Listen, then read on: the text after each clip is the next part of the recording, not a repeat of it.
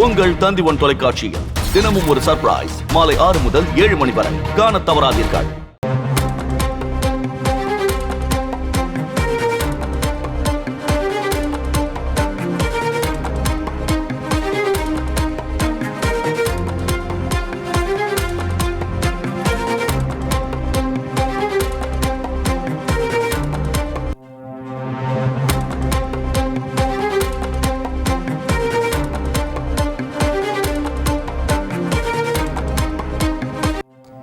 வங்கக்கடலில் நிலவிய குறைந்த காற்றழுத்த தாழ்வு பகுதி ஆழ்ந்த காற்றழுத்த தாழ்வு பகுதியாக வலுவடைந்திருக்கிறது.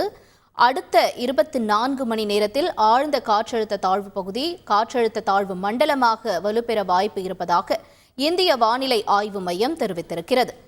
தொடர்ந்து அது வடமேற்கு நோக்கி நகர்ந்து வரும் 20ஆம் தேதி ஒடிசா கடற்கரையில் கடக்கும் என்றும் இந்திய வானிலை ஆய்வு மையம் தெரிவித்திருக்கிறது. முக்கிய செய்தியாக பார்த்தோம்.